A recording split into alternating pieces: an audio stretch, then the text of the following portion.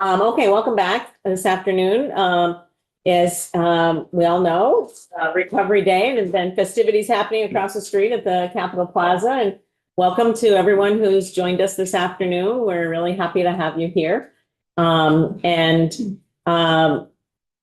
know that we have a couple people returning very shortly. So I'm going to wait so we can do, introductions all the way around. But Gary is here, and I'll let you introduce yourself and your outgoing role and incoming colleague and all of that stuff. So, thank you, Madam Chair. My name is Gary DeCarlos. I'm the outgoing Executive Director of Recovery Partners of Vermont, and we represent 14 peer-run recovery organizations across the state, all the recovery centers, and most of the certified recovery residences across the state.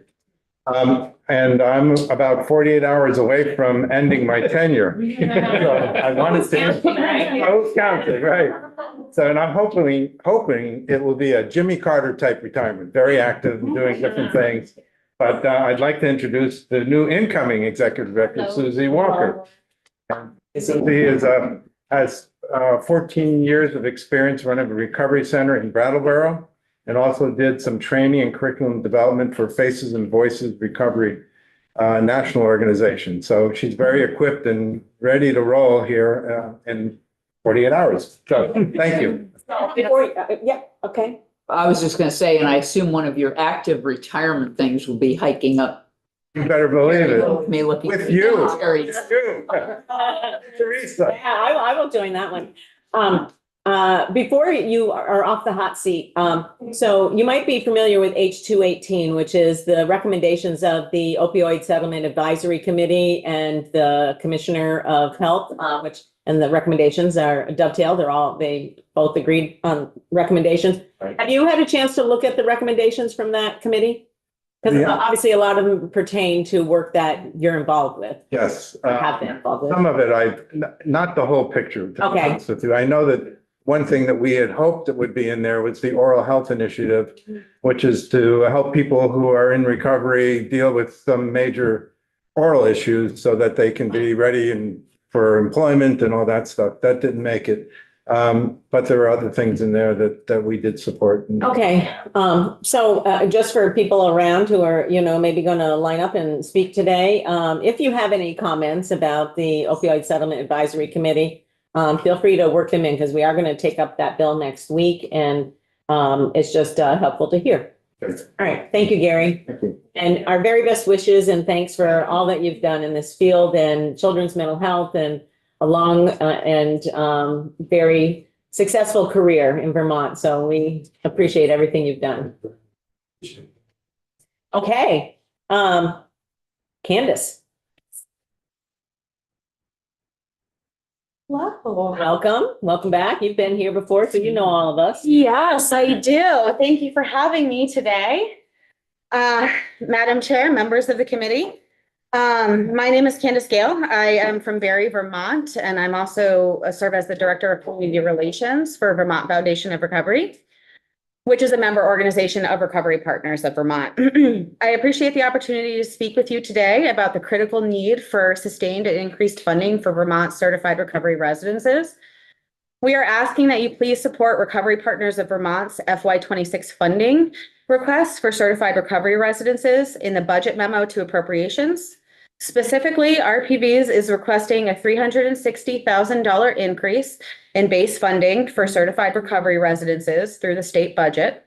In addition, we are advocating for the following funding through H218, the FY26 opiate abatement special bill that you just mentioned, which is an additional $300,000 to the 1.2 million base that is already listed in the bill, as well as the $325,000 for scholarships to support first month fees for individuals entering recovery residences.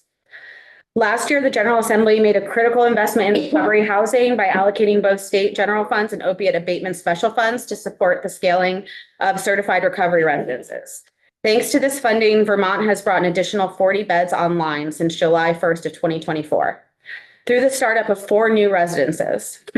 However, the demand for recovery housing still far exceeds our current capacity, and Vermont remains behind other New England states in its ability to provide this essential resource. Vermont certified recovery residences are structured, supportive homes designed to help individuals sustain their recovery.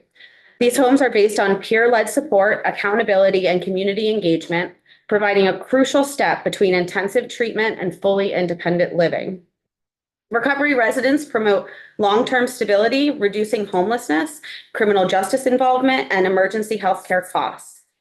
In 2024, Vermont certified recovery residences served 226 individuals, all of whom received peer recovery coaching and were connected to a local recovery center. The average length of stay across the system was 6 months, and 63% of individuals in recovery homes gained meaningful employment during their stay. If we also include volunteering and education, that number is at 90% and higher. One of the most significant challenges for recovery residences is ensuring safe, structured transitions for individuals who experience relapse or need additional support before returning to a recovery residence. When an individual is removed from a recovery home, operators work closely with them to develop a safety net plan, ensuring they can access detox services, emergency shelter, or another level of care. However, Vermont has lacked a dedicated stabilization option for individuals in this situation. To address this, we strongly support the $1 million in the governor's recommended FY26 budget for stabilization beds. These beds will allow individuals to temporarily stabilize in a safe, structured environment, providing a critical bridge to continue recovery while maintaining the safety and integrity of recovery residences. This investment will ensure a more stable continuum of care, reducing disruptions in recovery homes while giving individuals the opportunity to reset and re-engage with their recovery. While the $1.2 million in base funding for recovery residences in Bill H218 is a step in the right direction, it does not include the $325,000 necessary for scholarships that cover first month fees for individuals who lack that financial resource. Many individuals leaving. Can I just ask about that, since Sure. you're on that topic? Yep. I'm recalling that we actually did fund that last year. We did, yeah. Do you have any data about the success of that initiative, or, you know, how many people accessed it and all of that kind of stuff? I do not currently have that data, but Jeff Moreau, the executive director of VTAR, does have that data because we report it. Okay, So I'm happy to follow up with the committee. that would be on great. that information with Jeff. Sure. Okay. Many individuals leaving inpatient treatment or the justice system do not have the means to pay for a recovery residence upon entry, and these scholarships ensure that financial hardship is not a barrier to accessing housing. Additionally, we are requesting a $300,000 increase in funding from the Opiate Abatement Fund to support the startup of 3 additional recovery residences in underserved regions. The demand for recovery beds far exceeds the supply, with waiting lists at nearly every recovery residence. Beyond the profound social and health benefits, recovery residences save Vermont money. According to a recent study by the Fletcher Group, opiate use disorder cost Vermont $2.42 billion in 2017 alone. Recovery housing is one of the most cost-effective solutions for mitigating these costs by reducing relapses, emergency room visits, and incarceration rates. The study found that economic value of VTAR certified recovery residences over 15 years is estimated at $610 million in avoided healthcare, criminal justice, and productivity losses. You will hear from individuals with lived experience in recovery residences today, and they can speak directly to the impact that these programs have had on their ability to rebuild their lives. Vermont has had an opportunity to continue scaling its network of recovery residences, ensuring that every individual who is ready to commit to recovery has a safe, structured, and supportive place to do so. By investing in these homes and the full continuum of care, we invest in public health, economic stability, and stronger communities. I just want to end by tying this request back to S186 from last year. Recovery residents play an important role in the overall continuum, and that role is long-term recovery. Right now, we simply do not have enough recovery housing beds for everyone leaving treatment. This funding is what will help to scale up this resource, strengthening the continuum of care. Maine and New Hampshire have many more beds, and both are exempt recovery residences from landlord-tenant law. And we have not done this in Vermont. As a result, operators are less confident to scale than in neighboring states where they are exempt. Being exempt from landlord-tenant law gives operators the confidence they need to protect the health and safety of all members in a sober living environment. And we will be back at a future date to further this goal for Vermont certified residences.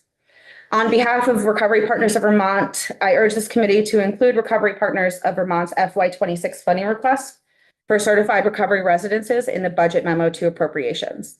Thank you for your time and consideration. Thank you, Candace. Appreciate that. Do you have any data on the number of people, you talked about the average length of stay and you talked about the additional beds that have opened up this year. Do you have any data on the number of people who may have accessed those resources from who may have previously been living at the hotels or in emergency shelters? Oh, we do not, but I'd be happy to look at tracking that data for future purposes. Yeah, I mean, we hear often about the number of people with substance use disorder who are in shelters and in the hotels, and part of the connection with increasing resources for recovery beds is for that to be a resource to people who are currently homeless. So Yes, it will be important to track that data. absolutely. Go ahead, Representative McGuire. Yeah, thank you so much. Do you think some of the main pipeline into recovery houses, the majority of the referrals were coming from your inpatient providers, that being Serenity and Valley Vista? Yes, about 80% of our referrals come through residential treatment programs. Yeah. So we do track how most of our referrals come in, and most of our referrals are either self-referrals or they are coming from an inpatient treatment facility. Yeah. I'd like to go to Mayor Chair's the point of do you think any of that though from tracking from the inpatient program, do you believe that a good majority of those people may have come from the hotels or individuals that Yeah, I can't transitioned from the speculate. hotel to an inpatient program, being Serenity of Valley Vista, and then transition over to one of the recovery residents? I don't have the specific numbers on that data. I mean, I can make an educated guess that that's what's happening, but I, again, would probably defer that to Chad Vigor with Recovery House. I believe they do track that information. Thank you. Thank you. Gary, did you have a comment? I was talking to Chad earlier today about this very thing, and he said there's times where he holds someone longer than they really need to be in residential treatment because there's no open beds in our certified recovery residences. Right. Yeah. I mean, this is just my guess, but I'm guessing that it's not people who are homeless who are accessing our residential treatment beds. But we don't have the data on that, but it would be helpful to have data Yeah. on that. Yeah. But we can see what we can find out from the folks at Valley Vista, et cetera. So thank you very much, Candace. Appreciate it. Absolutely. So I'm just gonna, gentlemen, sir, you just keep hitting that TV behind you. I'm just afraid that it's gonna come down on your head, so. And why don't we have most of our committee here now. Why don't we take a moment to introduce ourselves to everyone in the room and give you the opportunity to do the same. So I'm Teresa Wood. I'm from Waterbury, and I also serve Bolton, Buellscore, and Huntington. Ann Donahue, hello, from Northfield and also represent Rutland. Hi, Representative Eric McGuire, Rutland City. Representative Steady, East Milton, Westford. I had to think who I was. Doug Bishop, representing Colchester's Chittenden. And Todd? Todd Nielsen, representing Brandon and Forrested. Good afternoon, my friend. My name is Zon Eastwood, and I represent Guilford and Vernon. Good time. And I'm Esme Cole. I represent Hartford. Hey, I'm Jubilee McGill, and I represent Bridgeport, Middlebury, New Haven. I'm Ray Garofano. I represent Essex and Essex Junction. And then we're gonna go all the way around the outside. Hi, everyone. I'm Lori Morse, Community Assistant. I'm Lila Bennett. I'm the Executive Director of Journey to Recovery Community Center. And I was born and raised in Northfield. All right. My name is Nicholas Ferris, and I am somebody who attends Journey to Recovery. Candace Gale, Director of Community Relations for Vermont Foundation of Recovery. Hillary Whitaker, resident at V4 Housing in Fair. We heard from Gary. We'll come around and then we'll get to Joshua. My first action cell phones, I work with these wonderful recovery folks. Susie Walker, incoming director for the Recovery Partners of Vermont. Melissa Mosley, assistant director, Journey to Recovery in Newport. Happy to work also with Action Circles. Catherine McNabb, and I'm in Washington for. Hey, Joshua. Yeah, my name is Joshua Maple. I'm originally from Georgia, Vermont, and I am one of the house managers for Vermont Foundation of Recovery for two of their men's houses in Essex. Great. The floor is all yours. Awesome. All right. So yeah, like I said, my name is Josh, and I'm a past member at V4. And I'm still technically a member, but I'm living in one of their transitional apartments. And I'm also an employee with V4, managing two of the men's houses in Essex. Very grateful that I'm employed with V4. It's just a wonderful opportunity. So I'm here to talk a little bit as my time being a member though, and like what it's done for me. I'm gonna try to stick to reading just this, but I may add some stuff. No, that's fine. If you could submit your written testimony to our committee assistant, then and this is for anybody else who's speaking today. Because then we're able to put it on the public record for people to also read who didn't happen to be here for your testimony. Yes, it will be. Thank you. So yes, my current house coordinator at Vermont Foundation of Recovery in Essex. I just want to thank the committee here for all your vital work, and also want to thank every organization that's part of Recovery Partners of Vermont, and to my supervisor, mentor, the man who's pretty much responsible for keeping V4 alive and running, Andrew Gagne. Unfortunately, he's not here. I am here today to ask the committee to support the Recovery Partners of Vermont's FY26 funding request. A little bit about my story. I became addicted to drugs and alcohol when I reached high school. I basically loved the way they made me feel. I've always wanted to be one of the cool kids, and I thought drugs and alcohol made me accomplish that. Things started to take a turn when I got older and just lost respect for both of my parents. Didn't listen to them, didn't obey them, didn't do what they asked, and they asked me to leave the house. I spent a little bit of time out on the streets, and that basically consisted of just using and surviving.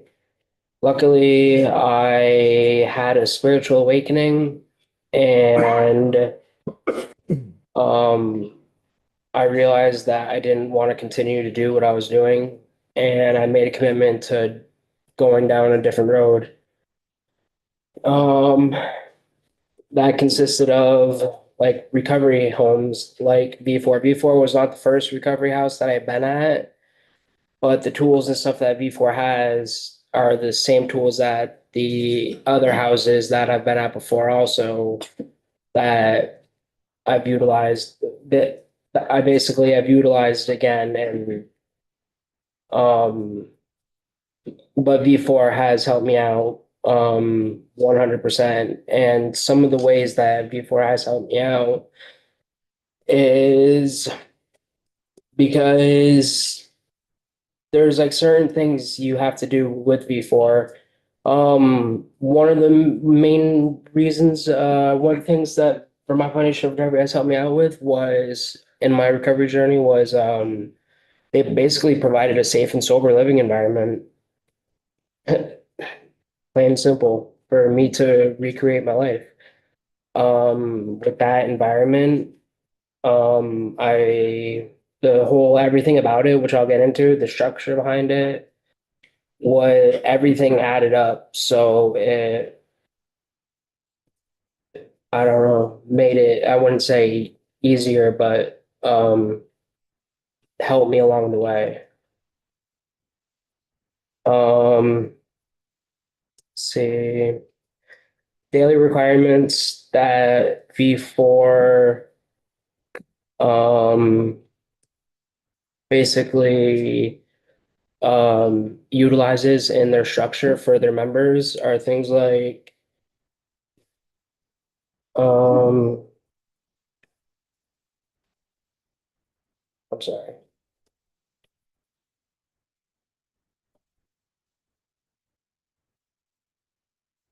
When we watch the daily requirements. All right. B4, I'm sorry, I'm just gonna. B4 is a great place for anyone who's seriously thinking about recovery and needs help along their journey.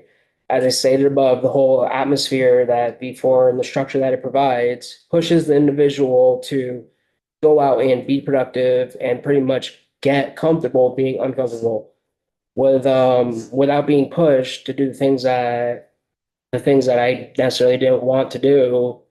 I don't know where I would be today. So like that structure making me do things I didn't want to do at V4 instills kind of 100% helped me along my way.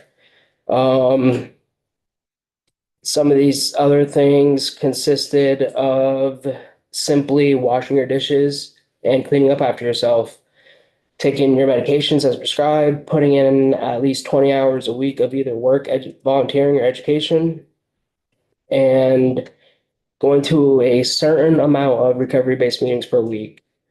All those things are, checked upon by the house coordinator, and to make sure that the members are basically, doing what they're supposed to be doing during the week. And let's see, finally, touch upon the whole recovery based and like the community connections stuff. How that impacted me in my recovery, there was like three major areas that kind of went involved. One of them was being at the recovery home, having the friends, people who liked me, people who wanted to be around me and spend their time with, helped me 100% in my recovery process. The turning point at the Turning Point Center in Burlington, where I used to go almost daily, whole another set of people that I got to hang out with, spend time together with. They had a whole bunch of things there, from ping pong to the computers, people to help me on resources, and then also the community connection that I got from AA and just attending meetings was a whole nother community, being recognized in early recovery, people glad to see me, and that whole community was 100% helpful in every way.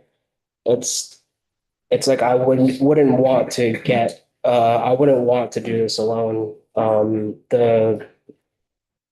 The people that I had around me made it like a lot more enjoyable, funner, and a better experience. And so I respectfully urge the committee to support the Recovery Partners of Vermont's FY26 funding request to ensure that certified recovery residents can continue to provide safe and stable and supportive housing for individuals in recovery. Thank you for your time. Yeah. Yeah.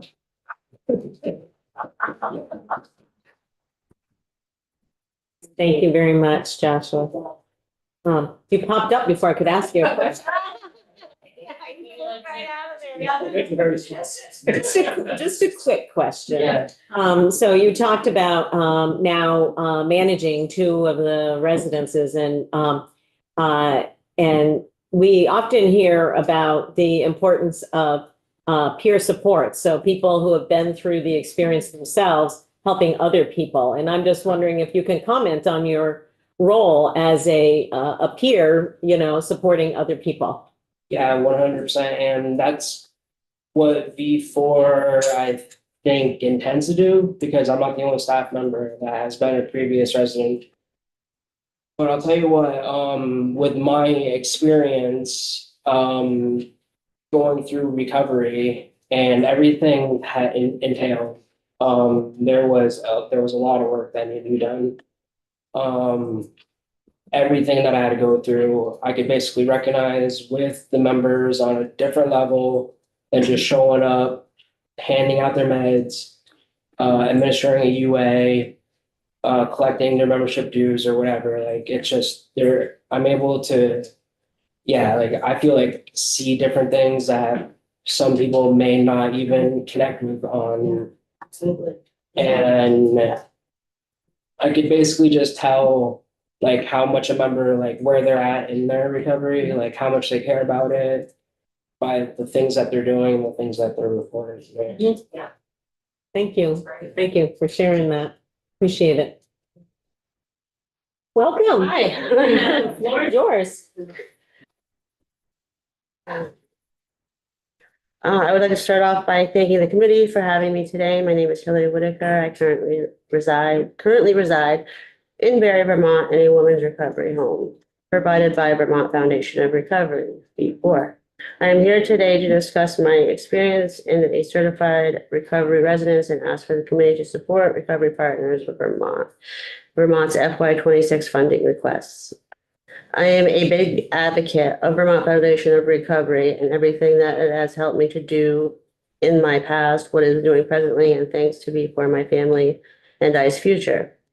Staff do not just work for V4, it is personal. Everyone I have met is passionate about being here and helping people in recovery daily. I have learned and grown a lot from the principles and policies that have to be upheld to be successful, the acceptance and accountability we need to guide and motivate us to do better. Also, for various members I have met while residing in V4 residences I have lived in. I have been living in V4 Barre Recovery Home for the past 10 months. In V4 for 10 months. I started out at the Morrisville Women's Recovery Home and then transferred to Barre about 3 months ago. I have been in recovery and on medicated assisted treatment, the MAP program, for 12 years for opioid addiction. One of the biggest hurdles I had faced when I was on medication assisted treatment was after my daughter's father committed suicide in front of us in 2016. I was stable on my medicated assisted treatment, my MAP program. What I wasn't anticipating, and something I swore I would never do, was become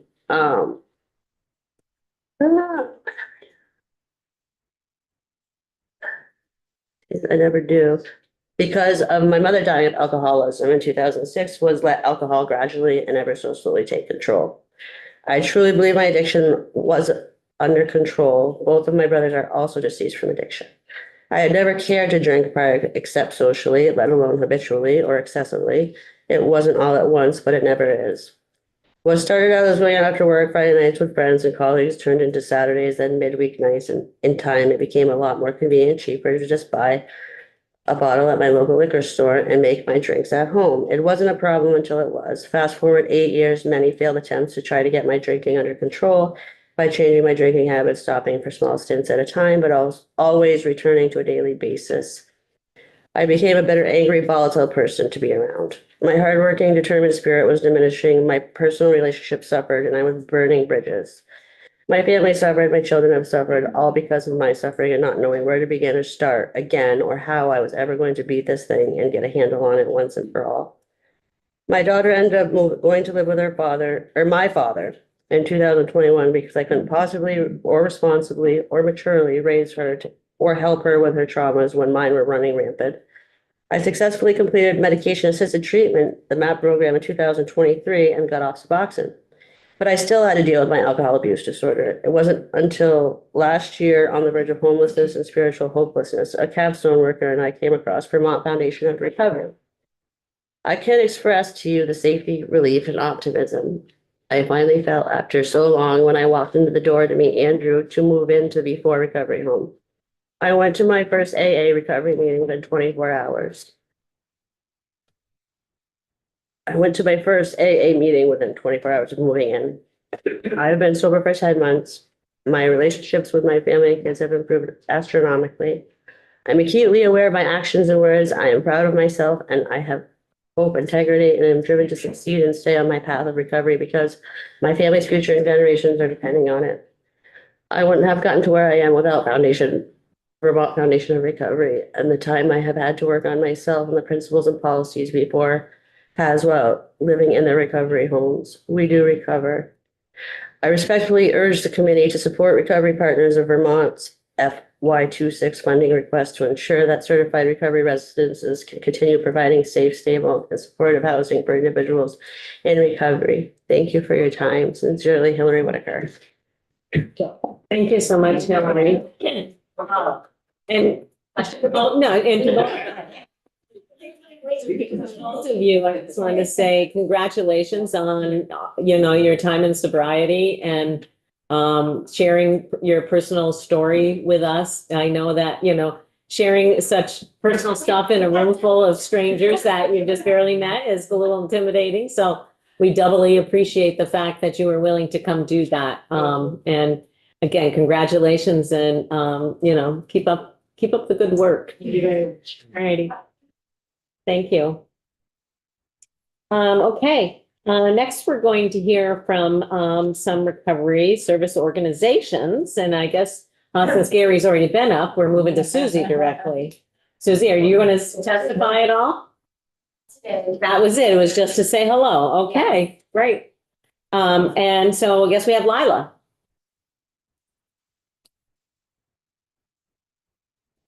Hi, everybody. Hi, welcome again. Thank you so much.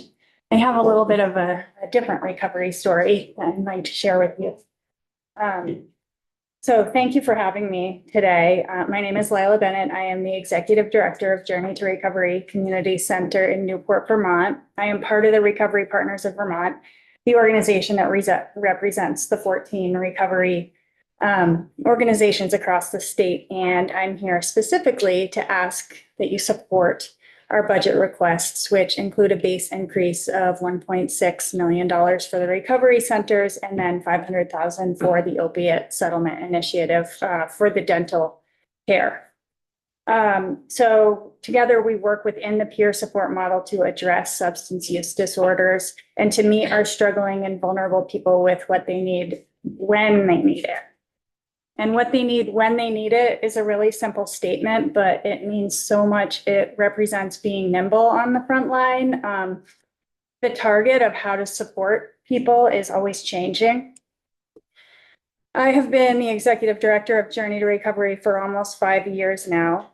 It was April of 2020 when I stepped into the role. I had actually considered applying for the role 3 years prior to that, but the position was part-time. And as much as I wanted to do that as a single mother with 3 young children, freshly divorced, and abusive alcoholic, it wasn't in the cards for me. But here's why this detail is relevant and important. I do this work to help all people suffer less. I am a living, working example of how the shared experience heals. I spent 17 years in a marriage with someone who told me regularly that our misery was all my fault. And no matter how hard I tried or what I tried, it never seemed to fix it. And I really did believe him that it was my fault. I didn't know about codependency and how it relates to addiction and how they're always so combined. So I had 3 little kids and I was a full-time farmer at the time. And I became a farmer because I had been a teacher, but I couldn't leave my kids at home with their dad safely, and I couldn't afford childcare. And he would do things like tell me I was boring if I didn't drink with him, and he would laugh at me if I drank water. And these are the tamest examples and the ones that I'm comfortable sharing. And it did get much worse over the years. And it was confusing, and I didn't know it was abuse. And I was a teacher because I was learning the system of how to be involved with my kids. And then I became a farmer because I needed to be home, but I wanted to do something that had purpose. And that's relevant because you'll see, like, everything kind of comes together. So I didn't know that addiction twists everything. And I didn't know that addiction causes the person struggling to be the victim and always blame and kind of ensnare their loved ones into the trappings of feeling responsible for the person's well-being. So I also learned that the way out of this was through accountability and resilience and figuring out how to build those skills, rather than just through blind, tender love and care. For a long time, I thought that I should be strong enough to think my way through it on my own. I should be able to just love. I thought therapy and asking for help was for the weak. I was really conditioned, as a New Englander, to just do it yourself. I didn't want divorce for my children. I was raised divorced from an early age with alcoholism. But one day I saw that my oldest son was beginning to speak to me the way that his father did. And I realized I was teaching my children to either be alcoholics or marry one. And this was when I knew I needed help. And that day was the day after Christmas, December 26th in 2015. And that was the day I decided to change everything. And I learned that I was responsible for my actions. I sought professional help. It was hard to find the support groups and the Al-Anon and the people to get what I needed, at the time that I needed it. And it took years after we split up of being in poverty and scraping together each and every penny I could find to begin to see the results, because recovery from anything takes time. I learned how to emotionally regulate, and I learned about root causes and core beliefs. I learned about neuroplasticity and how to rewire the mind. When my husband left, I didn't even have a car to get my kids to school, and I lived under that shame. But today, I understand the patterns, and I have 3 children who are 23, 20, and 18, and they live, and we live our lives on this bedrock of recovery and reality, and of transparent communication and accountability, and on self-reflection and awareness. That is recovery. That is recovery at work, and that's what we are asking for you to fund. So we took our pain and turned it to purpose. And I have now dedicated my life to breaking the generational cycles of codependency and addiction, because this is the ticket to healing our hearts and our families, for reuniting and strengthening our communities, for creating compassion and hope rather than judgment and shame. I walked into Journey to Recovery in April 2020, and now I spend my life putting my actions into practice and leading by example and teaching others to do the same. And I understand addiction from both sides now. Instead of becoming resentful toward my children's father, I've chosen to deeply understand his pain and to teach those who want to learn the way out, the way out. I spend my life educating every person who walks in the door that there are root causes to how they got to where they are. And there is a roadmap forward, and every roadmap is different. And everyone takes determination and commitment and courage, but each one is worth it. And 5 years ago, our center had to close its doors and move locations and rebuild every staff member. We went from a 1-person show, me, to a current staff of 11 and serving thousands of people every year. We work in middle and high schools. We have a sober living and workforce development program that we just started.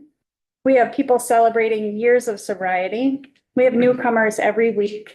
We have mothers and fathers reuniting with their children. Peer support recovery centers work because they are run by the people who lost everything and faced the horrors of their own trauma and learned the skills to rebuild and then continue to rise every day. Recovery is something that is in constant motion for every person involved, and this works because it is about skills.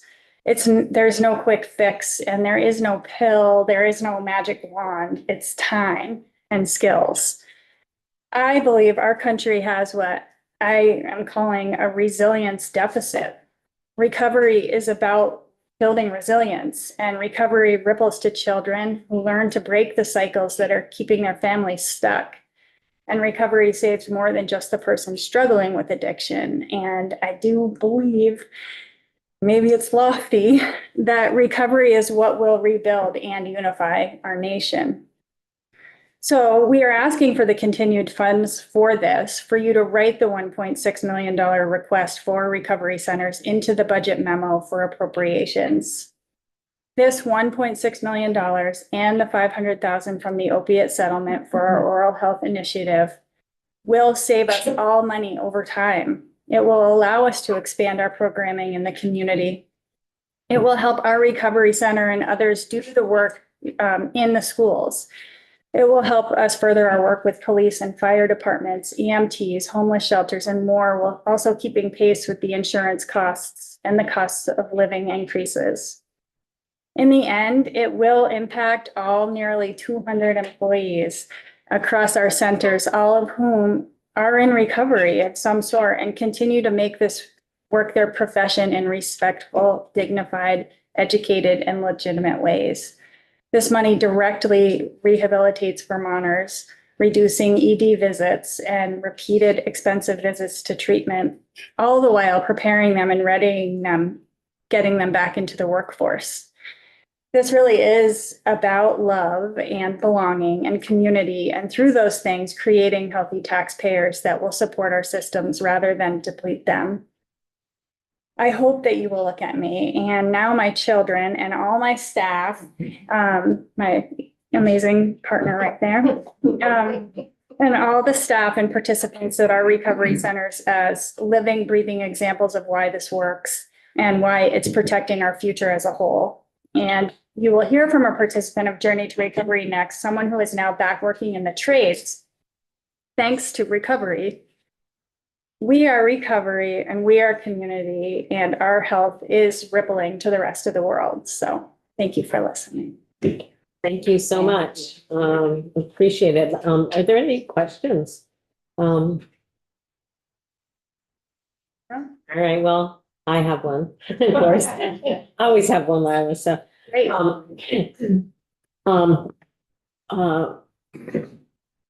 What do you think is kind of like, if you were to say that there is one single most important thing for you, you spoke eloquently about, you know, your own journey and then how that impacted what you do for work now. But what would you say is the most impactful thing that as legislators that, you know, we could do to further the journey of, you know, the hundreds and thousands of other people out there who maybe haven't gotten to the place where you have now? Yes. So it's a couple of things. That's okay. It's not just one.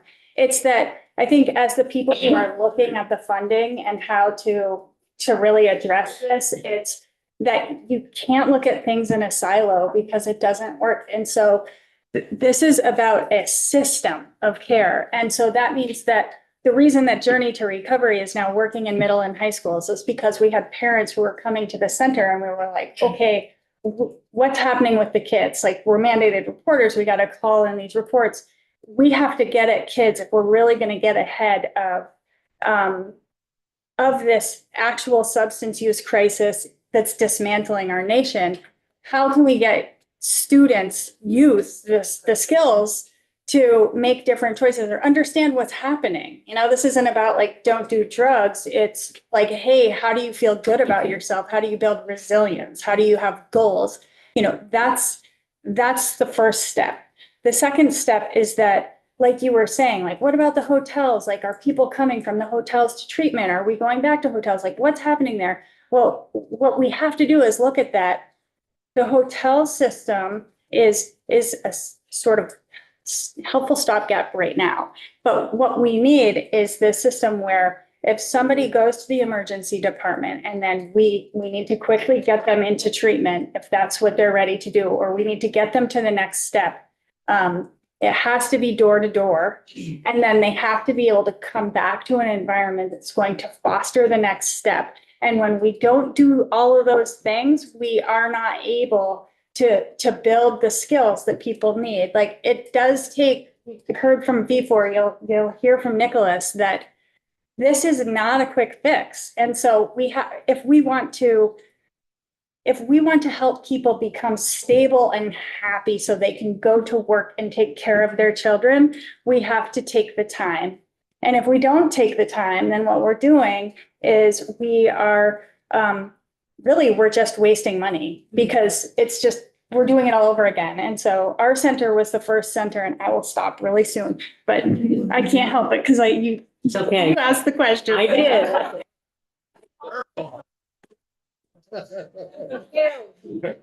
Oh, no. I take accountability for over talking. No.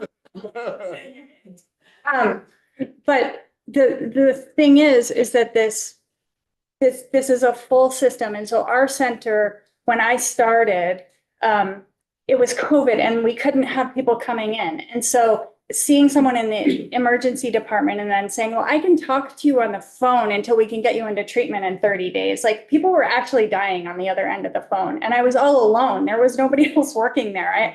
I didn't really know anybody yet, and it was super traumatic. And so we opened a stabilization bed at our center so that we could at least keep them.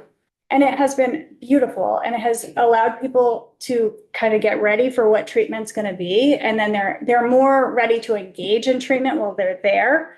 But then we were seeing that people were being discharged. They were coming back to their environment, and they were trying really hard to engage with us. But it's not enough. It's not enough time. You can't. There's transportation issues and all of that stuff. So it's the full circle that it has to be prevention, and then it needs to be early intervention, and then it needs to be a stabilization bed, longer treatment, sober living with the workforce, and trauma base. Everything has to have that trauma base. It's really important that we're talking about how and why and then what.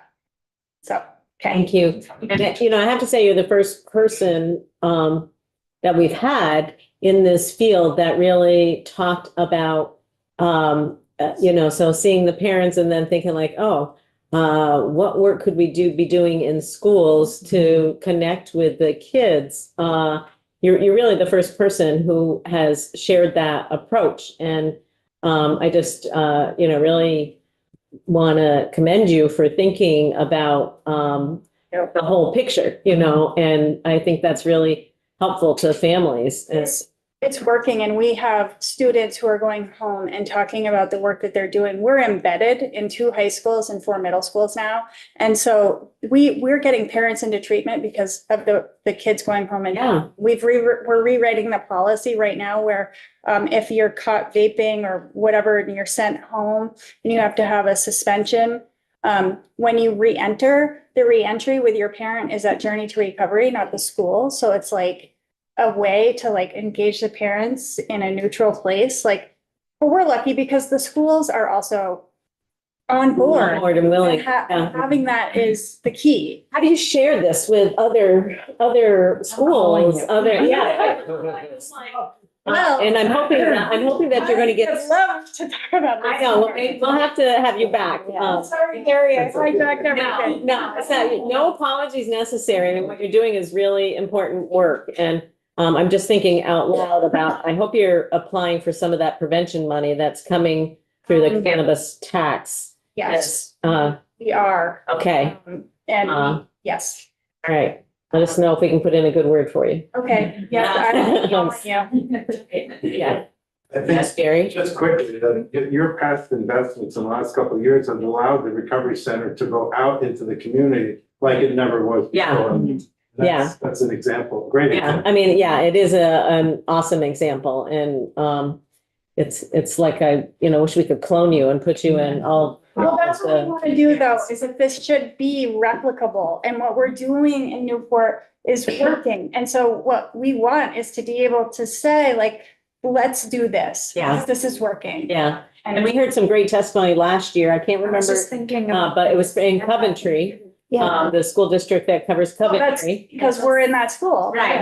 So, but they were really, it was when we were doing the vaping bill and the smoking bill. And we were really hearing from them about how they have a more of a treatment approach as opposed to not opposed to, but different than the sort of traditional prevention approach. Yes. They really were employing treatment methodologies with youth. And they had some amazing, I don't know if it's you or your colleagues, I can't remember who it was, but amazing data on the success of that. So So thank you for that too, and your involvement there. I mean, it's great. So I want to make sure we have time for Yeah, so I'll get out of the way. Nicholas, but, thank you so much for all the work that you're doing.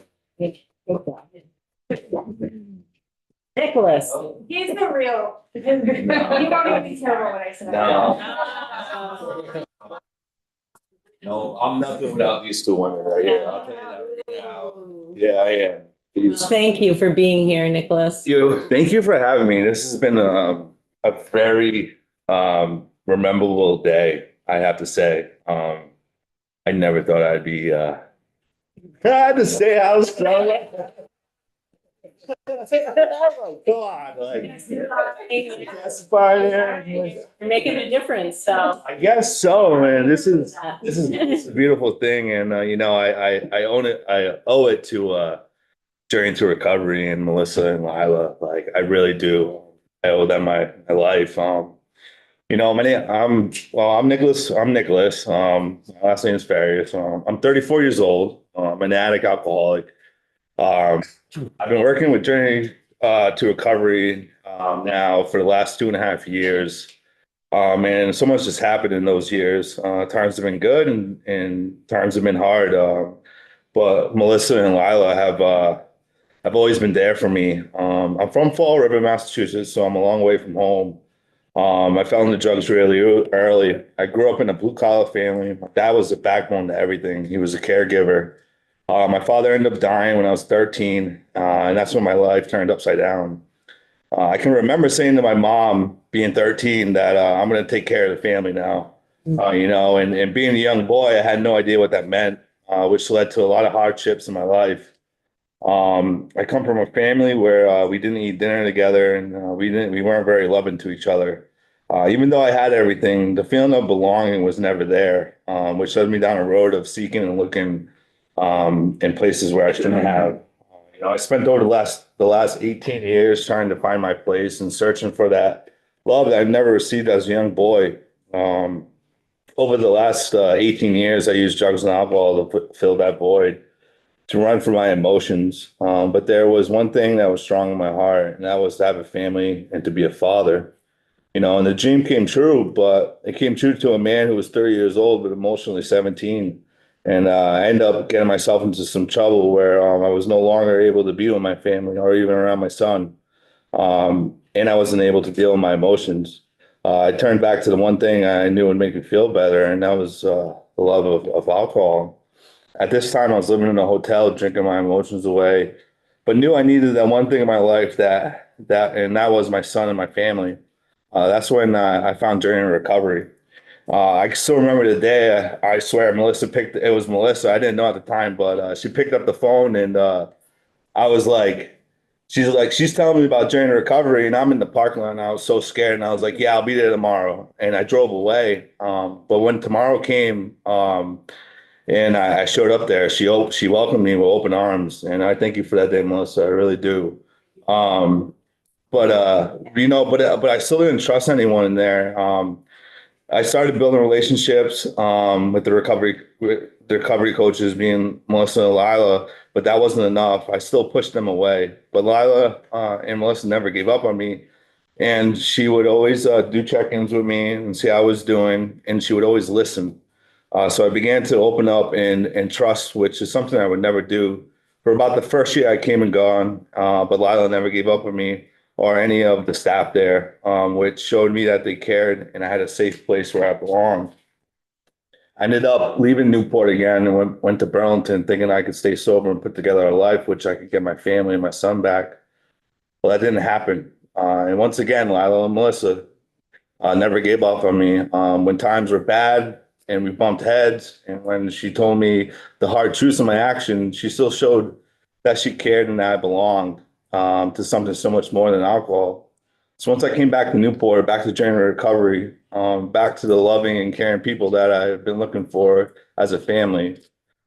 Well, we made a plan, and I probably fought that plan, but I went to rehab, and I did my check-ins with Lila and Melissa, you know, and then I got offered to go to Ben's house, which is Lila's sober house, and I said yes, you know, and I have to say, for the first, I've been there 2 months now. For the first month, wow, I was emotionally a wreck. And, I spent countless hours with Melissa just talking and talking and talking, and she helped me so much. And I can remember telling her, like, I don't want to be here. I hate this place, all these things. And she's like, nope. It's like, you're in the right spot. You're in the right spot. Let's talk about this. Let's talk about that. And like those, those, those words of encouragement just helped me like persevere through each day, and then I think for the first month, that's all I did was do check-ins, attend groups. I did so many groups during the recovery. I started teaching them. Yeah, I did. And then they took me out to the schools, which was huge. Oh, that was such a big thing for me. I think that like really broke something inside me. It like lit the fire up again. And like, I like to talk. So it was amazing. And connecting with the kids was just, man, just like going back to their level and like thinking about where I was at their age and what I was doing, and to go in there and tell them like that they are amazing and like people do love them and like it's okay, like you know what I mean, like man, it's a beautiful thing, and I've been learning so much about my emotions, my triggers, and that like and about community and unity, and that's all from Journey to Recovery. I learned to trust, and I've learned that people want to see me grow in my recovery, and there's no better feeling than that.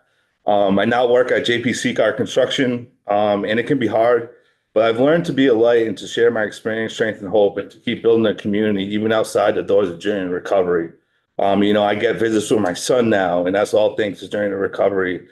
I have to thank Lila and Melissa for all the passion and commitment they've shown to each person that walks through their doors. Because if it wasn't for them, I don't know where I'd be right now.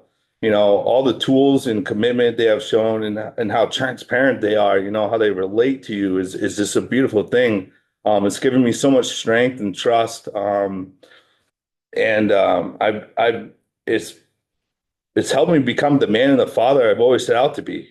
I'm so glad that I walked through the doors, and because Lila has given me so much hope, and now someone who is back in the world working in a productive member of society, and also spreading the word of hope and growing a community, and seeing the unity come together even outside the doors. And that's something Melissa preached to me so hard about unity and about growing a community. And I do that at work now. She's like, I remember it doesn't matter what type of job you are, where you are, like you can be that light for somebody else. And that's always stuck to me. I have to thank Lila and Melissa for never giving up on me. And I'm just so grateful for Journey to Recovery and to be part of something so amazing and special. It's an honor. It's an honor to be here right now. I wouldn't have any of these things if I never found a place where I belong, and that's Journey to Recovery. I hope you see from my testimony that this additional funding will directly help people like me and families like mine. Thank you all for your time. And I can't say how grateful I am for Lila and Melissa, Journey to Recovery, you guys, your funding, the committee, the state, everybody, you know what I mean? For giving, just for being able to, just to be able to live a sober and clean and happy and stable life. It's beautiful, and that's all I ever wanted. And I got it from these two amazing women teaching me the ways. So, thank you. Thank you, Nicholas. Thank you. We have a couple questions for you. Go ahead. Thank you so much Welcome. for your story. And not really a question, but just a comment that I heard you so eloquently thank everyone that has helped you, but you didn't thank yourself. Oh, that's so much. It was so incredible, the hard work that you put in to get to where you are, but not even here, right? Like this is a pinnacle, but like just in your everyday life, just kind of please acknowledge all the amazing work that you've done. I think we owe it to ourselves to realize from your story that like the road to recovery is not linear, right? Like people have ups and downs. As lawmakers and as policymakers, it's up to us to ensure that people like you and our community members have the support that they need, no matter where they are on that line, right? Like, you can be really successful and hit a bump, and it's okay, because people make mistakes and they need to have a safety net that protects them. So thank you for being here. Thank you. I couldn't send it any better. Thank you very much, Nicholas. And, you know, like I said to the other individuals, it's really hard to share your story, your personal story that has had a lot of turmoil, you know, and sharing that with perfect strangers takes a lot of guts to do. And I think that it reflects on what Representative Garofano was just saying about the place where you have come and your ability to share that in a group like this. And I just want you to know that it makes a difference. It really does make a difference. And so thank you. Thank you all. Melissa, I'm sorry we didn't get a chance to talk with you. I would love to hear your story too. But I really want to thank the folks who were here. And Meg's not in the room right now, but she helped sort of organize the testimony today. So I want to extend my thanks to her as well. So thank you all for being here. Appreciate it. Are you all right if I just share one thing? I don't know, many people may know or not know, but I've been on the board of directors for the Vermont Recovery Partners now, 8 years? And with Gary moving on, forgive me for this because I just got to share it. I was thinking back to July of 2021, and the agency was really having our challenges. We had lost any funding, executive director moving on. We were down to 4 centers were part of the membership. And I think I was pretty much the last board member. And at the time I was the board chair. And I was really placed in a position where I was going to have to turn to the back page of the bylaws and dissolve the agency. And here comes along Gary. He reached on out and said, let me step in and see if I can put this together. And I think back to that moment, and you were around, and Susan, you were around, and where the agency has come, and to hear the testimonies from the people being served, to see how the centers have expanded to where I believe that that our recovery centers and our recovery network and our recovery model is hands down the benchmark in this country. And if there's one thing, and it's going so well, and I'm going to get up and do this, whether you like it or not, Gary.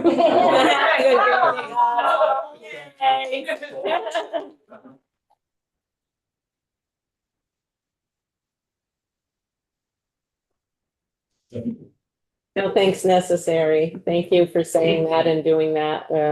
It's much appreciated. And yeah, it's kind of hard to move on from that. Allison, you're gonna have a hard time, Allison. I'm just letting you know. Thank you all so much. We really appreciate it. And our very best wishes, Gary. And don't be a stranger, okay? Yeah. All right. Thank you. Thank you. All right, you take care. And best wishes, everyone, really. Good afternoon, Allison. Good afternoon. I feel like I have to say, wah, wah. Yeah. Sorry about that. It's okay. You're actually catching us in a good moment, because now we all feel uplifted and we feel positive and happy. And so it's every once in a while, when you're wondering why you do this work, and we sit around this table for hours on end and days on end, and you wonder if it's making any kind of difference. And when you have testimony like we had this afternoon, you realize it's worth the effort. So anyway, so thank you. No, I'm sorry I missed it, and I'll definitely go back and watch it, because it sounded like it was really meaningful. It was. So thank you for being here this afternoon. And thank you to Representative Garofano, who was our connection with you. We appreciate you being here. And as you know, we're considering a bill to actually establish a temporary shelter program in Vermont, because we don't really have an established program. We have a lot of little bits and pieces around, but it's not an integrated system. And so We are anxious to hear what you have to share with us. Okay. So the floor is great. yours. Yeah, thank you so much and good afternoon. I want to thank Chairwoman Wood and Vice Chairwoman Garofano for having me here today to offer testimony on H91. I have some testimony here that I think you all have. I'm just going to go ahead and read it, which may not be the most exciting, but I'll try to be quick and then we can get to discussion. Okay, thank you. Okay, great. So I also want to thank the committee for your work over so many years to establish a meaningful and effective emergency housing initiative for our most vulnerable Vermonters. As you know, my name is Allison Hart, and I work as an independent, supportive, and affordable housing consultant. I spent my career over 25 years now working on behalf of vulnerable families.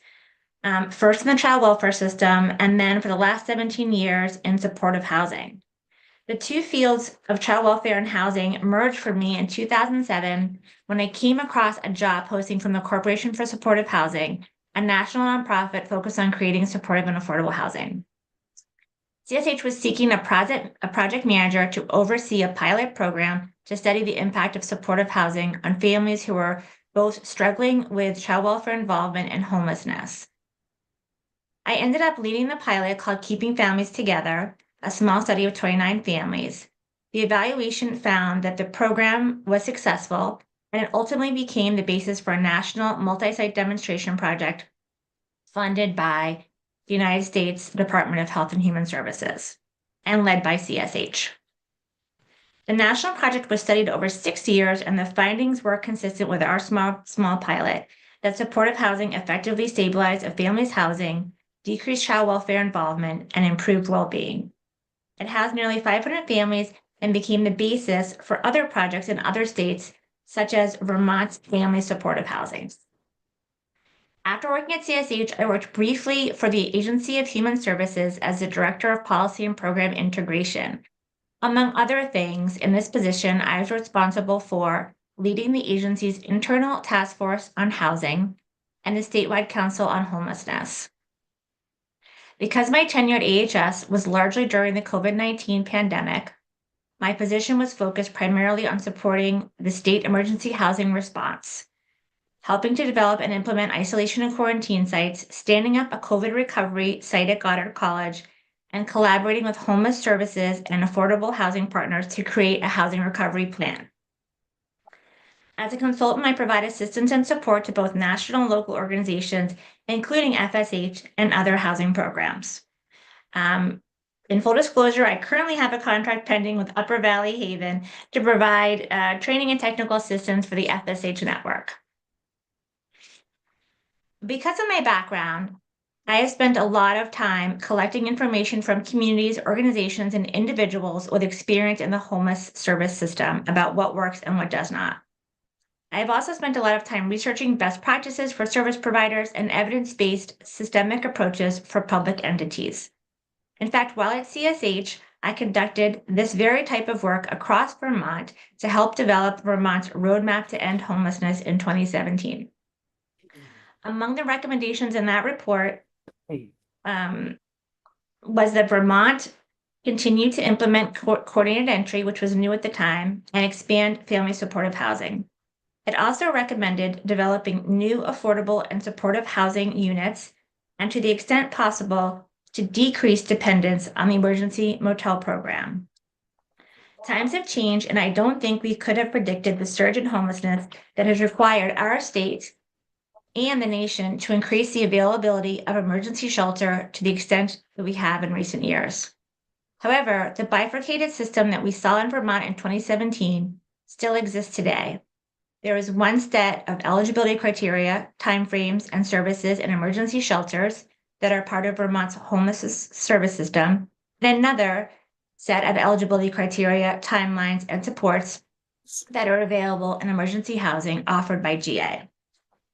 In a nutshell, most leading national organizations like the United States Interagency Council on Homelessness, the National Alliance to End Homelessness, CSH, and Community Solutions recommend to effectively address homelessness communities implement a coordinated system that provides sufficient emergency shelter, housing-focused case management support, and most importantly, access to affordable, sustainable housing. Homeless services coordination across the country takes place through the continuums of care. Though they are far from perfect, research has found that they are a vast improvement to the fragmented ad hoc system that preceded it. There are never enough resources to meet the demand in communities, but COCs and the coordinated entry system are the best strategies we have for ensuring a consistent integrated approach to housing the most vulnerable Vermonters. The framework relies on housing first and includes best practices approaches to prevention, diversion, emergency shelter, and housing case management. The Homeless Management Information System, HMIS, and nationally established performance measures allow COCs to continually use their data to improve outreach, operations, targeting, and supportive services. The coordination and integration at the community level via the COC also promotes the efficient use of resources and decreases unnecessary barriers to Vermonters seeking housing and services. I think that the motel program could benefit greatly from integrating or more effectively collaborating with Vermont's existing homeless system. This will improve coordination, accountability, and transparency, and most importantly, will ensure that Vermonters seeking shelter are getting the services and support they need from a nationally supported collaborative system with timely access to on-site case management. I'm happy to see the committee has developed a plan for the motel system to end unsheltered homelessness. However, the plan continues the current separate and unequal system where individuals and families who stay in the GA motel are largely isolated without the support available in emergency shelters. I'd like to see this bill merge GA emergency housing more fully into the fold of homeless services, the COC, and the coordinated entry system to ensure equal access to shelter and housing-focused supportive services. This will likely decrease the amount of time Vermonters spend in temporary shelters and is a more efficient and effective use of resources. Lastly, the rise in unsheltered homelessness has required us to spend an inordinate amount of time, resources, and attention on crisis and interim housing.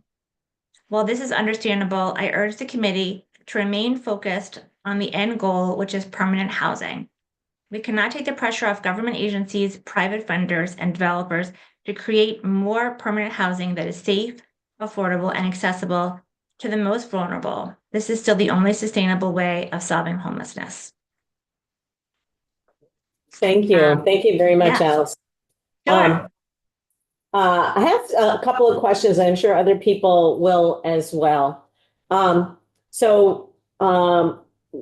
We've heard from folks about sort of complementing what you're talking about in terms of the COC and making sure that people have access to coordinated entry. And right now there's waiting lists among folks in terms of having access. The access to coordinated entry is not as swift or quick or complete as we would hope. And I'm just wondering, from your national experience and your knowledge of Vermont, I'm trying to figure out how to ask this question, but like, what should be the capacity for a state like Vermont in terms of the resources that come to us through coordinated HUD, through coordinated entry?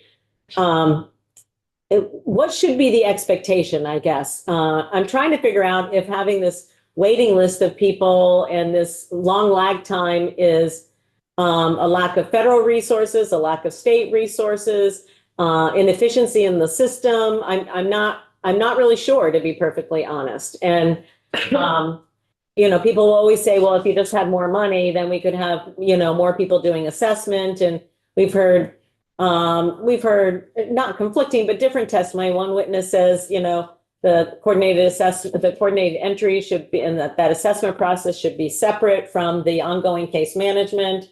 And then, another witness said they felt it worked better when it was together and ongoing. What are your thoughts about all of this? Okay. Sorry, I realized that was a lot. Yeah. Well, thank you for the question. And some of it the first part of your question, I honestly just don't know in terms of what should federal funding cover in terms of capacity versus the state. And I guess I would say, I mean, I think that, you know, obviously I painted a very rosy pictures of the COC and coordinated entry, and I know that they're not perfect and, you know, they function, you know, theoretically in a lovely way, but it doesn't always happen on the ground. I mean, I guess I would say, I mean, my end point, and it's not really going to answer your question, so please push me. But I think that, you know, the COCs have the opportunity and the ability to look at the resources as a system, right? They know, you know, exactly who's homeless. They know what their needs are. You know, they have the by name list, and they can figure out sort of where resources are needed, and what's working and then what's not. And they know the individuals in the community who are homeless.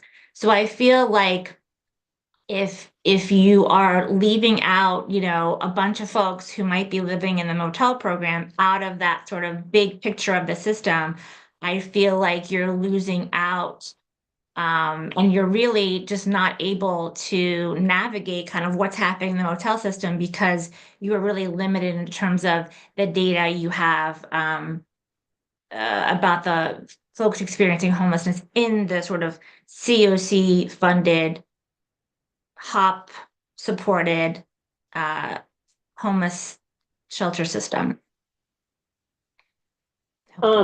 So let me ask, so I guess a related question.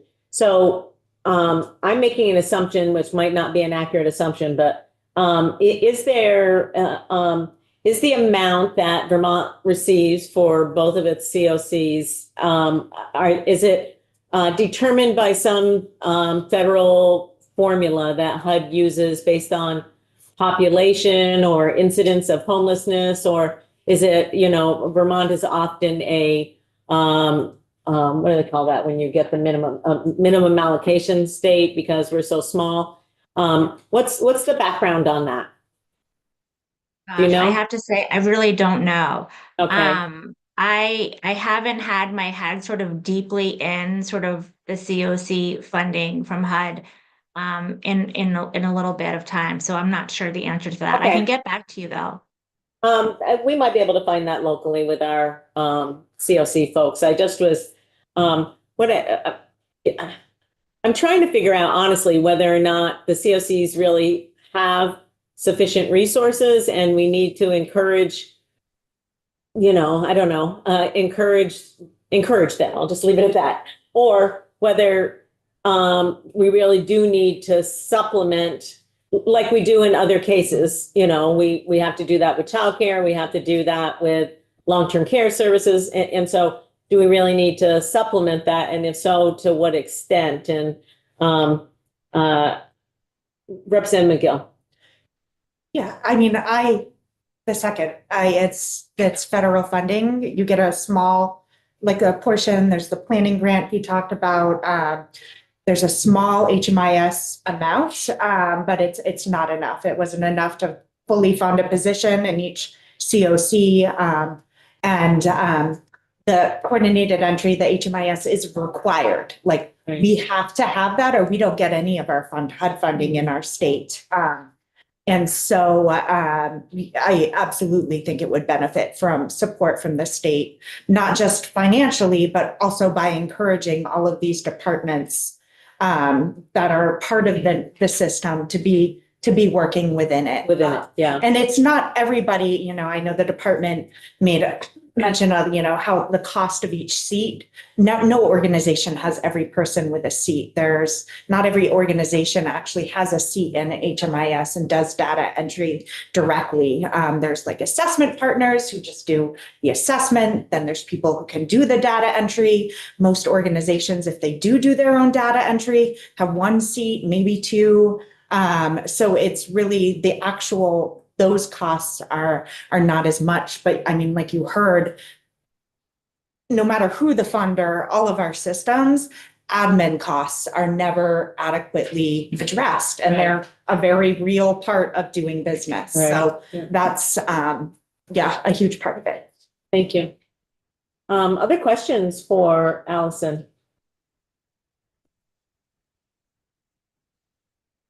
Who does, does Eric have a question? Oh, Yes. sorry. Eric has a Yes, question. It's forming. Representative McGuire has a question on his forehead, but we're not sure if he's ready to come out or not. The coordinated entry system, there's the 5 mechanisms to that: identity, assess, prioritize, refer, and connect. Do you think the state, we've defined that appropriately, or do you believe there might be a disconnect within that 5-step process that we may be missing? There definitely could be, and I just, need to say that I really haven't worked closely enough with your COCs recently to be able to sort of accurately answer that question. But I guess what I would say though is if you start to bring in, and maybe I'm not understanding it, but if you're able to bring, I've always thought of the motels, the best way I understand the motel program has been shelter overflow. And I understand it doesn't exactly work that way, but I feel like if you were to allow, if organizations sort of said, okay, my shelter is full, now I need to go to the motel and, I need to place someone there, then you would need to increase the capacity for sure of those organizations to serve all those additional people. I would also say that you would have a much better idea about where the system issues are, to answer your question, in those 5 areas, if you had sort of a fuller picture of the homeless population. And it just feels like at this point, we're missing, a lot of information on folks who are living in the motels. Thank you. We have one more question, or 2, actually. I'm going to ask one before I forget it, but then can I do that? All right. What are the elements of family supportive housing that, in your opinion, make that a successful model? Yeah, okay, now that's something I can, definitely talk about for a long time. I throw the curveball. So family supportive housing is successful because it's permanent housing. It's housing first. And so, folks come in without any sort of they don't need to have been in treatment before they come in, et cetera. And it's permanent and it's supported right on site. So I would say, and so the work in supportive housing, right? Once people are housed, it can be focused on sort of, okay, do you have outlying sort of mental health issues or substance use issues that you need to address? Do you need employment, right? So it's just sort of this case manager that can really support and connect folks to many different things in the community. And we always would say at CSH that, folks who live in permanent supportive housing are people that without the support of a case manager cannot access services in the community. And without that, they wouldn't be able to stay housed. And so supportive housing really provides both of those things. And I would say in Vermont, besides the new sort of Medicaid supportive housing initiative, which is very exciting, and besides sort of pathways and family supportive housing, we don't really have a system of permanent supportive housing that really supports people in the sort of intense way that supportive housing was designed. So, really small sort of case manager tenant ratio. So we don't have a great system for that here in Vermont. And so people in family supported housing, the families are already in permanent housing, and then this is the support necessary in order to keep them housed? That's right. Okay. Representative Garfano. Thank you. So we've heard from other witnesses that this idea of having more specialized shelters or services per like, you know, for like families or for people with mental health needs or for older Vermonters. So just wanted to hear your thoughts about kind of having that specialized service delivery, and if you had any thoughts on how that would be actually implemented. Sure. So I guess, you know, so yes and no. So I personally, because of research, you know, get concerned when we start thinking about sort of, and maybe you weren't saying this, but like clustering folks by sort of needs, right? So you have a mental health issue, we're going to put you in this shelter, and you're going to be all the folks who have mental health issues, and then we're going to really support you there. So to me, that just makes me concerned a little bit about sort of, you know, going back to like institutions and all of that. And I'm sure that's not what folks have in mind, but I do think that it makes sense to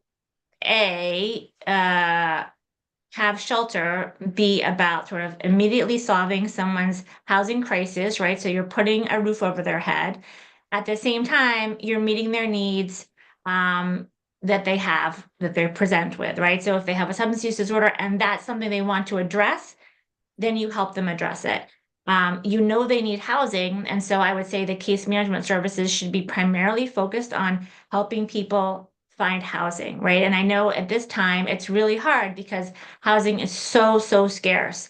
And so I think that as people remain in shelter, there is a natural instinct to want to just, you know, ensure that, you know, they're getting all the services they need while they're there. And I'm not saying that that shouldn't happen. I guess I would just caution us from sort of creating sort of these big or these sort of group homes, if you will, with like lots of wraparound support, because we saw that model, you know, 20 years ago in transitional housing where folks were just sort of stuck there for years and they never actually were able to find housing. So I guess my answer is both. You know, definitely services, yes. Do we need specialized shelters? I don't know. I'd have to know more about that, what that would look like. I have one more question, Allison. Sure. As I know for family supportive housing, the caseloads for a case coordinator is about 12 to 15. Would you say that would apply for the rest of the population? Like, is that the adequate number of cases per coordinator, 12 to 15, or what would be the best number for what we're thinking about? For permanent supportive housing or for more of like a shelter? For permanent supportive housing. Oh, for permanent supportive housing, yes, I think the gold standard is definitely 15 cases in permanent supportive housing. Although obviously supportive housing is sort of different in a lot of different places. And so in some places where they have fewer resources, then the caseloads will be bigger. But I would say, again, if you're targeting, you know, the most vulnerable families and individuals for supportive housing, that's who it's for, then yes, you would need sort of those intense case management resources of a ratio of 1 to 12 or 15. But if you're looking at a different population of maybe folks with a variety of different needs, you might want to adjust that case management ratio accordingly. That makes sense. Thank you. Thank you.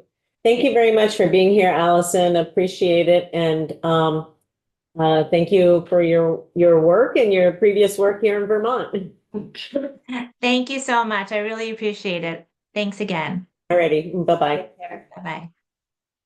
Okay, do we have Angela here? Oh, okay, welcome. Hi. How are you this afternoon? Doing well. Oh, great. Thank you for being here this afternoon. And are you going to connect or? Yes. Okay. Do we have it? We do actually have it on our website. We have it. So we can, Pretty good on it. we have, yes, we can follow along. Oh. Do I show videos in one of those documents I just printed, so I have a printed copy of one of those. I love it. Yeah. I love I'll that. give one for everybody. Angela, do you need the Zoom link? Yeah. I know I do have it. I think. Okay. Yeah, I use it. All right. Thanks for that.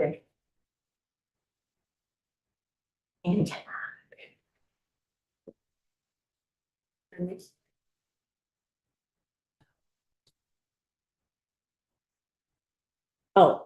sorry. I didn't know what you were telling me.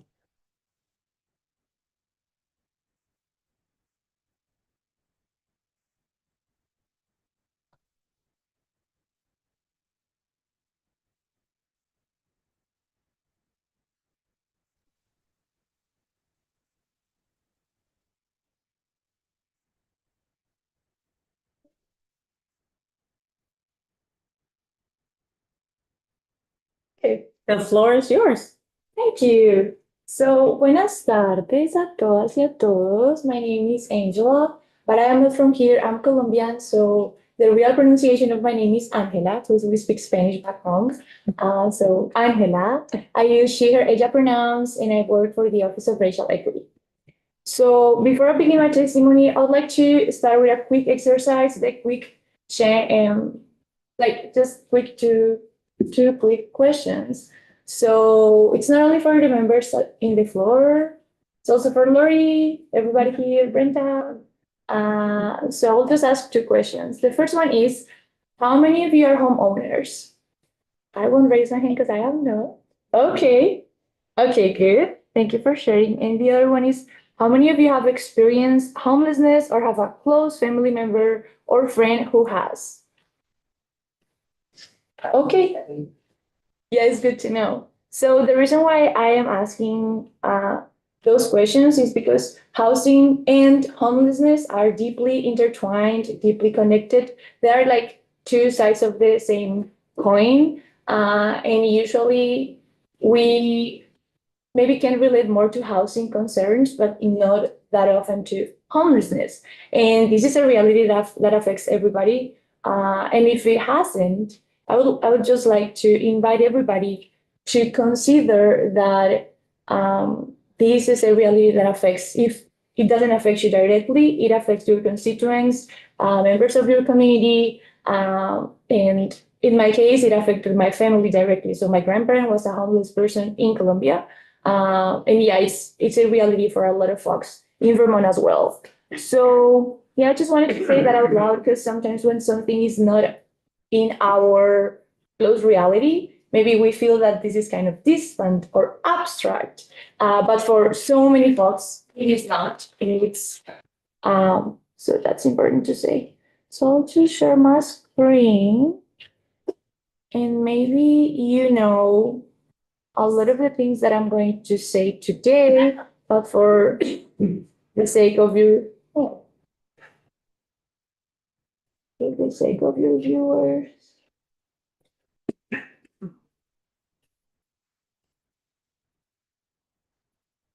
Hope you feel better soon. What? Hope you feel better soon. Never gonna happen, I think. I'm not living here.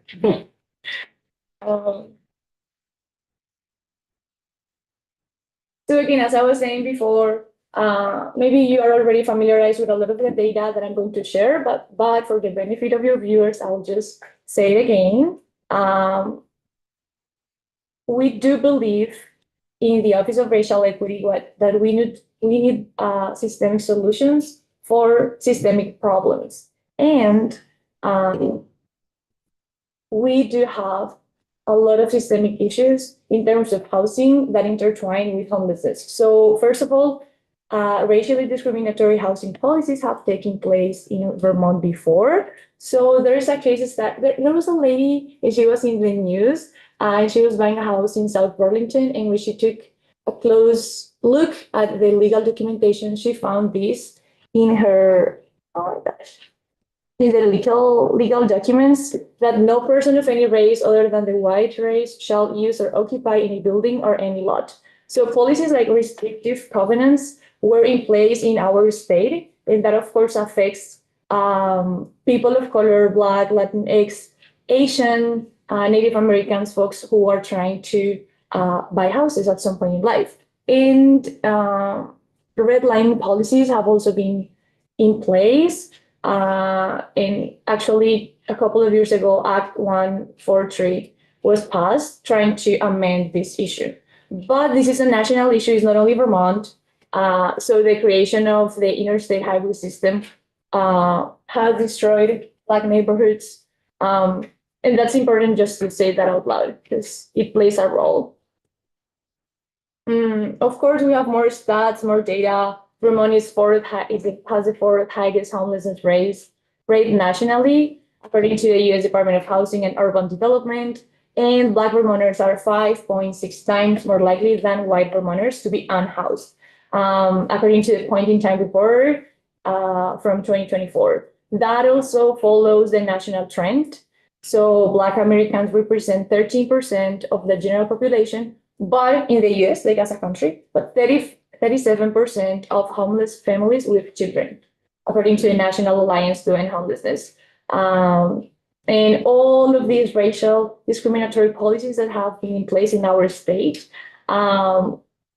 we see now the effects of that because the Vermont Housing Needs Assessment taken in 2024 showed how Black, Asian, and Latinx Vermonters have lower home ownership rates in comparison than white Vermonters in Vermont. So we keep seeing this problem, and we do believe as an office that we need to address the systemic barriers and the underlying causes of this issue because we are keep seeing it over and over again. And if we don't fix the root, we are going to keep seeing this happening. This is more data. This is a statewide data. Again, this comes from the point-in-time report and shows the racial disparities in terms of homelessness. So as you can see here, 8% of the total population in Vermont are Black, African American, or African, but they experience a lot of, I say that again. So Black, African American, or African people are 1.4% of the total population, but 8% of the people experiencing homelessness. And if you go to Chittenden County, there is a huge racial disparity right here. So in Chittenden County, 2.93% of the people who live there are Black, African American, or African, but 18% of the homelessness in the area. So I'm just saying this, and I know a lot of people are like, oh, but you're always talking about Chittenden County. What about the other counties? Well, the answer is that we don't know about other counties. So we need more data, disaggregated data that tell us how is the situation in Essex, Orleans, or other counties, because there is not enough out there. And for this testimony, we got 5 questions. So I'll just answer those in order. The first one, again, we need disaggregated data in the General Emergency General Assistance Program in order to know how to better serve people. Because what gets measured and explicitly named is more likely that gets addressed. So here are some thoughts from our office about how to do that. We suggest tracking racial ethnic demographics of applicants and recipients, monitor application outcomes by race and ethnicity, documents reasons for denials by demographic groups, and also record language access needs and provision, because there are some folks who speak more languages other than English, and that's important to consider. In order to prevent reinforcing systemic inequities, there is a great tool. That's why I uploaded that and I sent that to Lori, called the Impact Assessment Tool. So this tool tells us how to better create programs. I strongly suggest you to take a look at it. There are some questions that you can answer, and that way we can know what data we need to run a program. And if we already have this data, so we don't have to worry about it. But if we do not have the data, so that give us questions and ideas to collect the data that we are missing. Another idea is to create metrics with racial equity goals, because accountability matters a lot. And we do believe that it's important to provide regular equity training and to hire case managers with diverse backgrounds. Because that way, when some of the people that are trying to find housing or that are struggling, if they have if they come from a diverse background, and if you find a case manager that also understands that, we can better serve the population. In third place, we do believe it's important to include culturally responsive services. And some ideas are hiring and retaining diverse staff at all levels, especially in leadership positions, providing comprehensive language access services beyond basic translation. And another one is offering flexible programming that accommodates different cultural practices. So maybe for some of you, the definition of family is a traditional one, maybe, I don't know, mom, dad, and kids. But this might look different for people from diverse backgrounds. So in my case, my definition of family is more an extended one. So we do believe that we should consider how other people define family, and maybe some cultural groups might prioritize living with extended family than others. And that also brings into the conversation the religious and spiritual differences that people have, especially communities of color. The fourth question is about addressing implicit bias in eligibility and criteria. So we do believe it's key because there are so many racial disparities already in place. So it's key to focus on communities with the highest needs within the GA program. Right now, there is a bill, H169, which is trying to amend discrimination in housing into, so that's options in case you don't have this bill in the radar. Take a look at it. And we also believe that it's key to ensure language access at all program points. Our office released a couple of years ago a language access plan. So it identifies the 14 most common spoken languages in the state other than English. So that's a good resource to consider.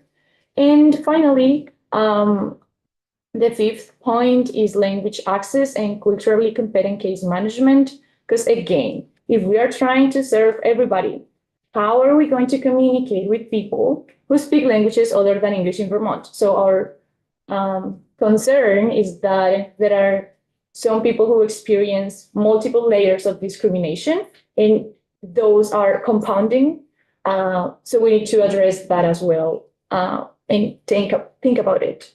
So yeah, that way we have a culturally competent case management. We can build more trust with historically marginalized communities, with the people we are trying to serve, and address different cultural barriers that maybe some people experience. So right now, as I mentioned at the beginning, here, I printed a copy of this infographic, and maybe we pass it around. Yeah. I will also share that in my screen. Because again, to our office, it's super key that we keep in mind housing and homelessness together, because both crises, like we don't believe it's strategic to focus on one problem and then in the other one. We need to do both. We need to build more shelters, and we need to build more houses and accessible houses for people. So in this infographic, you can take a look at it later. But basically what we did is that we mapped the root causes of the housing crisis. Happy to talk more about it. Like, this is such a huge topic. This is just an overview. One of the causes is historical underinvestment in affordable housing. The other one is wealth inequity, aging housing stock, climate change impacts. So thinking about the floods in 2023, rising construction costs, and COVID-19 migration. So that increased the pressure on limited housing in stock. You are super aware of the current situation. I have here some stats and data, but at the end, of course, the housing crisis has racial disparities. So we highlighted that. But at the end, we propose some solutions to these long-term, to these root causes. So if you flip your piece of paper, you can find them. So in terms of wealth inequity, it would be great to develop worker and resident cooperatives to grow affordable housing stock through local entrepreneurship, for example. Some ideas about climate and aging houses, create incentives for climate resilient affordable housing development, establish public and private partnerships for building sustainable housing. In terms of COVID-19 migration, we can create a comprehensive housing database to track inventory and needs. And actually, there is a bill right now who is trying to identify which state buildings are empty, and we are trying to see if we can use those as a solution for the problem. For tackling construction cost, we can provide tax incentives for using local materials and labor. And for homelessness, we suggested this for once, build affordable housing, new town centers, develop medical respite facilities, rapid rehousing or housing first initiatives, and of course, homeless prevention strategy. The task force it's available to all of you as well. That's a great document. Take a look at it. And yeah, I think that's basically our insights in the conversation. So happy to take some questions. If not, that's all I have for you. Thank you very much. One of the things that I don't remember if it was today or if it was yesterday, to be honest, we've heard a lot of witnesses. But it was the really significant reduction in the percentage of renters who can afford a mortgage. You know, it took a deep dive just in a 2-year period of time. And I would imagine that, and that wasn't taken into consideration any racial information. So do you have any information about the, you've presented the racial disparities in the people who are experiencing homelessness. And I'm just wondering, since that took a deep dive, I'm just wondering if it's even deeper for, the different racial segments of our population. And I don't have that specifically right now. Yeah. But I do know that statistically talking, Black, Asian, Latinx, Asian, Native Americans buy less houses than white Vermonters. So I'm pretty sure those are connected. They're connected, yeah. But I don't know. Yeah. And there is a lack of disaggregated data from all over the place. So sometimes maybe it doesn't exist. And again, if we don't know, how are we going to address it? Right. I was just going to ask if anybody, I'm going to ask Representative McGill. So do you know if the coordinated entry system tracks racial data? It must be in the federal system. Okay, so we could disaggregate data. The report, that info is in there. Yeah. That's tricky. Yeah. I mean, of course, people, it's always how they answer is, it's up to them whether they answer or not. Correct. Sometimes the data is incomplete, but It's there. Yeah, okay. at least for now. Yeah. Representative Garofalo. Thank you, Angela. So not specifically related to the bill, but you brought up the language access report that your office developed, which is fabulous. Thank you for all the work that you've done with that. But I'm curious, was that meant to be like a document for the state and the administration to use to implement those recommendations and the plans? And if so, is there how is the state implementing those recommendations to provide language access across the state to the people that we serve?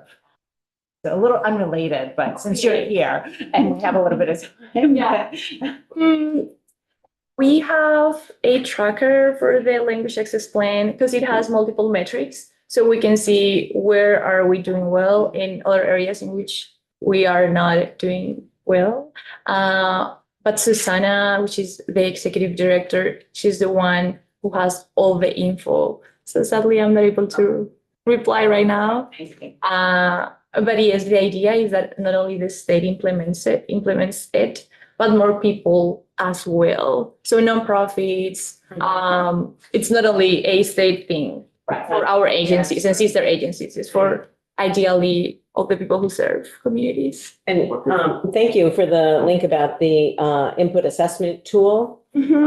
Because, you know, really what we're talking about here is a creation of a new program, and we should be encouraging the use of that tool in the creation of this program. So thank you for sharing that as a resource. for us. So that it helps, and thank you all for having us. Thank you, Aniela. Um, Thank you very much. Yeah, appreciate it. Can I go? Yes.